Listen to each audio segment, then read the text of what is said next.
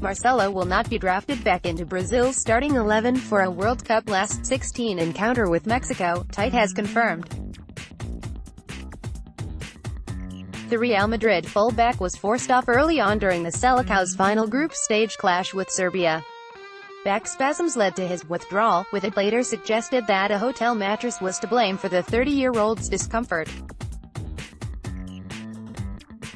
Atletico Madrid defender Felipe Luis replaced Marcelo against Serbia, and he will get the nod again as attention switches to knockout competition. Tite told reporters at a pre-game press conference, "Yes, we have confirmed the team.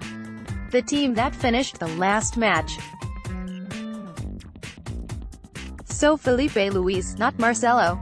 While Brazil have decided not to take any risks when it comes to their options at left back, with conditions being taken into account as temperatures rise in Samara, they will be at full strength on Monday.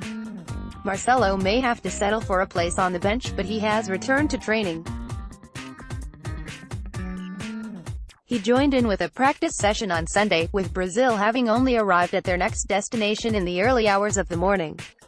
Tite will have the Madrid start to call upon if required, but will be looking for others to do the damage against Mexico. Neymar will once again lead the charge for the Selecao, with the likes of Philippe Coutinho and Willian offering attacking support. Thiago Silva and Miranda will be the centre-half pairing, while Gabriel Jesus will provide a striking focal point ahead of Liverpool's Roberto Firmino. Mexico face the unenviable challenge of trying to contain and breach Brazil in their ongoing quest to break an unfortunate run of results at recent World Cups.